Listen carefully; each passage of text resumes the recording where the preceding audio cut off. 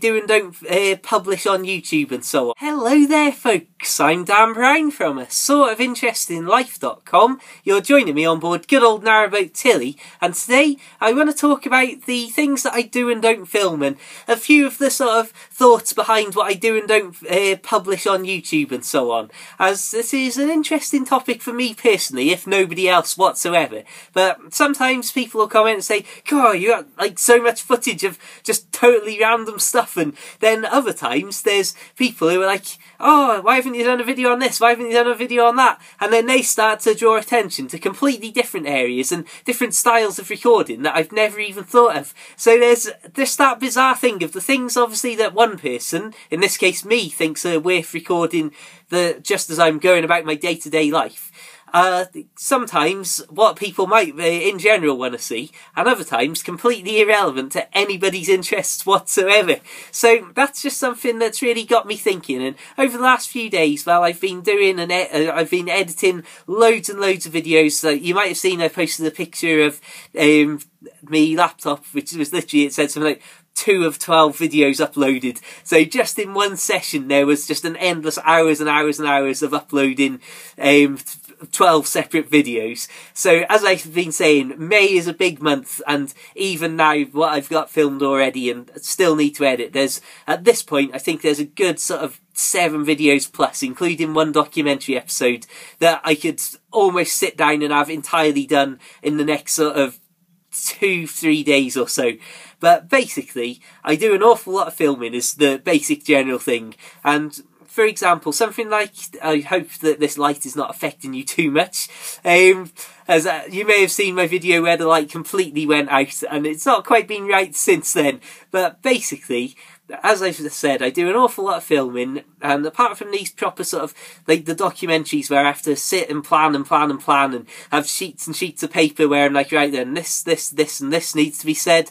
They need to be said here, with this camera angle, at this place, and maybe do it this time so there's less traffic around, and just basically thinking about, right, what am I going to do and how many days can I realistically cram all this in and then get it edited for like next month or whenever it would go live. So there's all that sort of stuff that goes on in terms of the actual talking to camera videos. And a video like this though, much like the video of selling Star Wars figures on eBay, it's like look back at my life when I used to do that about a decade ago. Those and these sorts of videos that are just thoughts and talking to the camera about topics or past events and that, they don't need too much actual writing and physical planning beforehand, because it's all about stuff that's all in my head. So this video's been on my mind to like make one for quite a while, and I thought, well, I'm having this absolute rush of trying to put all these different if I can get my words out once again, all of these different styles of videos and all these different ideas I'm currently doing. I thought, you know what, this is the best time possible. Well, I'm literally filming and uploading more than I've ever done for, well, quite literally forever as far as I'm aware. Why not use this as a chance to also say, oh yeah, just as we're heading into May where there's going to be 5 videos a week, etc., let's talk about it. So again, that's the process, and that's how sometimes the videos that I've got planned for, say, the Sunday chat or the bike ride or whatever, might, on the spur of a moment, change even in an hour or so before the actual video that I'm going to go out and record. So for example, the bike videos as well. I used to, some of you may see, there's different biking trips that I've done in various places, but now what I try and do is either do ones that are just all utterly out in the countryside and heading into town or heading into a village or wherever they may be sort of based around. For example, at the minute, while I'm moored up at Maysbury, there's going to be a lot of bike videos that I go out and record that are literally just going down country lanes to basically nowhere in particular, but just going, God, look at this again. What I say in all these videos. Everywhere you look for miles on end, it's beautiful countryside. There's old white finger signs and all these classic sort of old countryside things. And that's what I really like to get done in the biking videos, for example. And in, for example, I've done a lot of filming around Frankton, which you'll see the videos over the next couple of weeks and maybe a couple of months start to emerge, of kayaking around the Frankton locks and having a little walk on my sort of circular route to go and walk and stretch me back and stretch me legs if I'm doing a lot of writing or doing a lot of video editing on the boat all day. And all of these different things that are just based around there. And I've got 2 separate bike ride videos, the one that went online last week, again if you're watching these videos in order, and then on Friday I've got another bike ride. It's probably the best bike ride that I ever do in terms of commute, because it involves me literally picking up my bike and having to carry and push it across crop fields at one point. So that's definitely one of my favourites, just for the sake of the novelty value. So there's all these different things that I have to sort of factor in and think about. But one of the things with the bike videos that you'll notice now, and I think I mentioned it in the last biking video, basically, instead of filming going from the boat into town, what I do now is film from town, go into the boat, or from up a hill, go into the boat, because the boat is a much better, much nicer place to end the video. Whereas if I'm going from the boat into town, for example, the video and the roads and the trip and all that just gets more and more urban until I start getting into places where there's cars going about and there's people walking all over the place, and it's sort of just lots and lots of opportunities for all of the shots that I take, because just sort of a constant recording of the GoPro on my chest mount. All of the shots getting completely ruined and blown, and people just generally sort of being in the way or driving and all the rest of it, which it doesn't make for the good end. This has turned more into the Dan Brown YouTube theory of recording rather than the actual sort of why and what do I post and what don't I film. I know, again though, this is the nature of these videos that are all about just talking and saying the things as I'm thinking them without any particular script or main theme in mind of, right, this has got to be the first thing, this has got to be the second thing, and so on. So again, it's quite interesting to see, just as I'm recording these videos, and then when I edit it and just take out the little breaks where I might have had a drink here or there. For example, right now. So you might have just seen that random cut there. But basically, as I say, these videos are just sort of a living, breathing thing as they go along. I mean, even these random moments of that ridiculous little joke and cut in the video added in there, for example. So ultimately, that's how I try and think about things. Of like I say, the proper sort of planned videos of, right, this is a bike ride, when's the best time to do it, and is it going to be pouring down, and is it going to be, well, for example, the rain is a bigger thing than you may think, because as soon as you start getting water on the camera lens, it obviously starts to ruin the footage that you get, and you can wipe it off. And then if there's sort of muddy water on the roads that splash up from the wheel onto it, that doesn't, even if you wipe it, then sometimes it's smeared. And there's all sorts of things that I've learned the hard way after a lot of filming, and then being like, you know what, this is all completely useless. And there's an awful lot of footage to this day that I record, and even a lot of talking to camera videos that I do, that, I mean, I might record, I have literally recorded 10-minute plus sections to camera that have never ever gone live, because there's something in it that I'm like, well, you know what, this video was meant to be about this, and that's what I thought it was about, but once I've played it back, it hasn't got any of the actual sort of proper content of what I wanted to talk about in it, and all of the main points I wanted to talk about, such as in this video. I mean, we're now almost 10 minutes into the recording, and I haven't got to what I really actually wanted to talk about, which is the things that I do film but don't publish. So we'll get to that now. And these are, again, the sorts of things such as well, basic privacy, I suppose, because as many of you know, I do an awful lot of filming and post an awful lot of videos, but as a lot of people know from real life who know me, I am extremely private and extremely shy when it comes to speaking to people that I'm not familiar with. And that sort of is reflected in these videos in many ways, as it took me literally years and years to start appearing on camera, from the birth of my early YouTube career when I had a different channel and all that, which we don't need to go into again. But it's an interesting thing really to think that I've managed to post so much stuff on YouTube and post so many videos all about life and all about these different bits and pieces. But at the same time, it's like I could name several people to you who are like massive figures in my life. Obviously people know, or a lot of people know about the Jaspers and Jono and various other characters who have decided to not be in videos and don't want to sort of be mentioned, and have people starting to add them on Facebook and be tagged in pictures over there and so on. And you know what, I've got to say that to be completely honest, I really don't blame them at all. I'm sorry if this light's flickering every now and then still. And I've often wondered what it would be like if I'd have never actually appeared on camera and just done sort of narration videos and so on. But ultimately, it's that interesting thing of there's people in my life who have never been in a video that are a huge part of my life, and there's people who I want to get to do videos who don't want to do them. There's people who want to do videos that we've just haven't quite ever crossed over at the right time to get them sorted. And it's that ultimate thing of there's so many options and there's so many different things that you can point a camera at. When I mean, just everywhere. Well, the Frankton video collection that I've recorded, there's so much from that. Just seeing the same thing and same area from boots, kayak, boat, well, all over the place basically, and bike of course from 2 different directions, and even that doesn't even cover a fraction of all the places that I could have gone and all of the different things that I could have got done. So it's really about protecting some people's privacy and protecting certain elements of my own privacy, as for example, it's like, if there's anybody out there who can name, for example, my last girlfriend, I would be very surprised, unless obviously it was, well, somebody who actually knows me. And it's that sort of thing of, I don't want to draw attention to these elements, and the other people don't want attention drawn, and as it's like, it's a bit much sometimes. As I say, there's people who've been in videos in the past and been tagged in photos and all that, who, after a rush of people adding them on Facebook and all the rest of it, are like, you know what, Dan, I'm out, basically.